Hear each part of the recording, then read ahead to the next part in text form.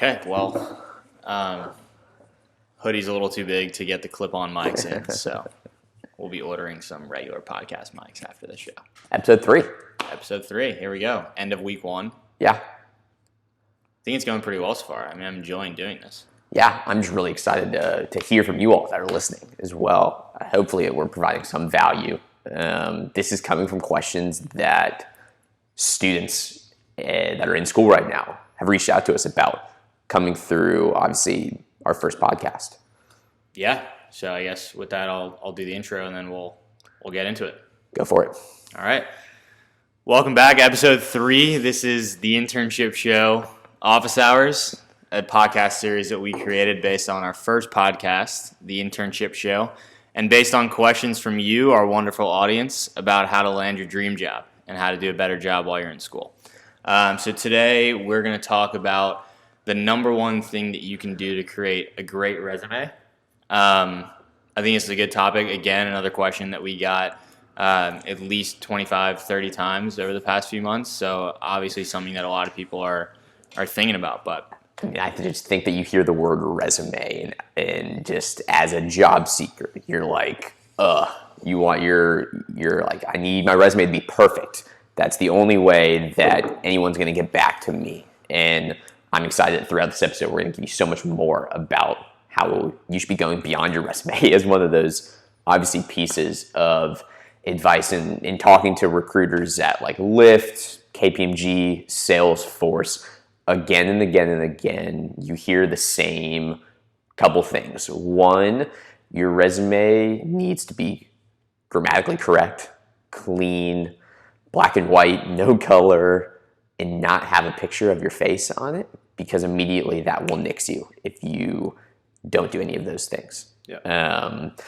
Recruiters at Lyft or any other company, big tech company, they are looking for resumes to be crafted specifically for the role that resume is put in for. They aren't looking for the students who are spraying and praying their resume to 50 jobs with the same resume, because pretty much all those jobs are going to have some semblance of a different skill set required, a different type of coding required, coding language required. And for these recruiters, what they're saying is, as long as we can see that the student on their resume has the necessary skills for the role, as well as they have some semblance of proficiency in that skill, because those roles, if they ask you to know React or React Native, you as a candidate need to know React and React Native. They are going to put you on to the next round, but you've got to make sure that resume reflects those skills, because for the recruiters, they have to hire people that are going to complete the role and be able to fill the role and go above and beyond what that role is requiring from. And they're getting those roles from hiring managers. They are given the position and then they're said, go and find the best candidate. And so that resume is that kind of first touch point for you in ensuring that you're crafting that resume to the different types of roles. Your experience can be the same. It's not like you have to completely change your resume for every single type of role, but ensuring that you're putting at the top of your resume the required skill sets for that specific role is going to immediately catch that recruiter's attention, because what do they first do when you get one resume out of 1,000? You look at the top of the page, the name, have those skills next to the name, because immediately they're like, oh, this person has the skills, next round. Yeah.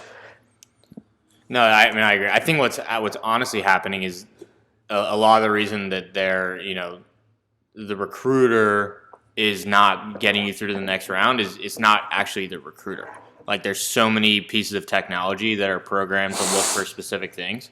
And that's why, like you said, it has to be designed for that role or for that company, because that's what they've programmed, whatever tech they're using at their company to look for. It's not that there's someone sitting there looking through 100,000 resumes at a company and saying, oh, I don't like how this one's laid out. The computer doesn't like how it's laid out because they can't read it. And so if they can't read it, it's not going to get through. So as much as you want to have a well-designed resume, especially I think the one type of job or internship where that isn't necessarily true is probably in like graphic design and maybe like creative marketing or something on those lines, because that's a good way to express yourself and show who you are. Other than that, like 100%, it has to be formatted, and the words that they're looking for have to be there to get you through to the next round, just because no one at a company that you want to work for is taking the time to actually scan your resume at the first glance. It's all on a computer. And I think as well, going back to what we talked about episode 1, I know you wanted to go to LinkedIn and resume, I think are two words that have grown to evolve to almost be essentially in tandem and mean the same thing. Yeah, I mean, I don't even think your resume is great, and it's something that still needs to exist because that's how a lot of companies operate. I don't really think it's how a lot of companies are making decisions anymore, or at least not a lot of them. At least not the first people who get the offer. Like, you can't just, even if you're not spraying and praying your resume, if you are being tactical and creating a different resume and updating it for each company, that's still like not even close to enough. A lot of what we talked about in the first episode earlier this week was like how to DM a recruiter and what you should be doing on LinkedIn, and a lot of that is supplemental to the resume that you're submitting at these companies. If you do a good job and format it correctly and you get through the next round, then they actually start looking at who you are, and the first place they go is LinkedIn. And so if you're, like we said, headshot is you and then half of your friend's face because you did a bad like crop job, or your bio isn't, you're misspelling words in your bio on LinkedIn, or you're just not even active and you look like a ghost. Like, all of that plays into actually landing the job. So sure, like, you can have a great resume, and there's obviously things that we've talked about and can continue to talk about that will do that, but that's really only going to get you to round 2. It's not going to do a whole lot after that. Yeah, and it's so imperative to understand that you can never have your resume checked by mentors, by friends and family enough to get feedback on what you're having on that piece of paper that is the second or third part of the lifeblood of your opportunity at that company.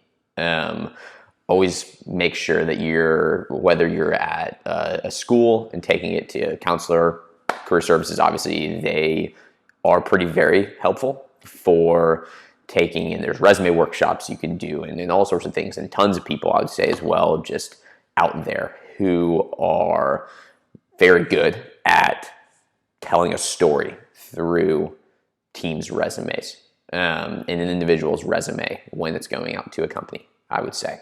Yeah, and there's also, we mentioned the technology that companies are using to scan your resume for the first time. There's a lot of technology. We can put some of them in the description on YouTube or on our podcast channels, but a lot of technology that like you can use as a job seeker that will match or beat the technology that they're using as a company. I mean, as much as it's unfortunate that it's a game, it's a game on some level, at least to get through to the second and third round at some companies. And so there's a lot of things that you can do just from like an optimization standpoint that will do that. So we can put all that down there, put it in the podcast description too. Yeah, I remember spending time on my own personal resume, and was fortunate enough to be very open to feedback and critiques as I was a freshman going into sophomore year of college and trying to get that first internship, and come to find out that it was about going beyond that resume, as you mentioned, and network connection that helped both of us land an internship. I actually got the only internship I got after, I think I only applied to like 3. I actually forgot to submit my resume, but I just emailed them blindly and followed up a few times. And like that was enough to get them on the phone with me. And at that point, after freshman year, just the reality of it is there's not a whole lot you can put on your resume other than school projects, which are important, or things that you've done by yourself, which are also very important. But a lot of that battle is like who you are. A lot of that can be shown on LinkedIn, like we've talked about. Your willingness to, go out of your way, blind, cold email people, DM people, ask for things that you want. A lot of that is probably weighted more heavily than just what's actually, written on that piece of paper. Yeah. And as you think about navigating the internship search process, I like to call it, this is one of the many components that you all have been asking us to dive into a bit deeper and bring what we're hearing from recruiters into to best understand how we can take the complex process of landing an internship from start to finish and get tips and tricks and navigate it in a way that is linear and easily digestible. That's what I got. Yeah, no, I agree. I think that was all super helpful. I think there's more that we can probably continue to talk about as it relates to this because unfortunately resumes are still a part of the game. Who knows for how much longer? I think companies are starting to realize, like we said, whatever tech they're beating or using can be beat by someone else's technology that a job seeker could use. And so I think eventually, honestly, they'll probably turn to LinkedIn even more than they are now to get a more clear picture on who you are. But I thought that was all really helpful stuff. Hopefully it was. I mean, you guys can tell us. But we can put some, we've written a lot of blogs about this that we can put in the description of the YouTube and the podcast, or you can just go to our blog on our website to look at it. But yeah, I mean, that was week 1 of this new series. I feel good about it. I'm excited to keep it going. Yeah, no, definitely. And obviously we want to hear from you all. I know we've said it the last 2 times, but we've got a really dope ebook that is going to help you land your dream internship at 10 top companies that we've talked through from start to finish, learn about their programs, learn about how to get an interview there, as well as how to best prepare for interviews at these companies that I hope that you all go and check out as well. It's free, easy, digestible, and it's coming from the company's mouths, which at the end of the day, that's the best resource that we can get. Yeah, 100%. Cool. I mean, we've got a lot more of these planned. We're going to be doing 3 of them a week. Hopefully we can find some cool guests that we can bring on and they can give their input on whatever it is that we're talking about. But obviously, if there's certain things that you want to hear from, that's sort of how we plan this whole series out. Would love to hear more of that.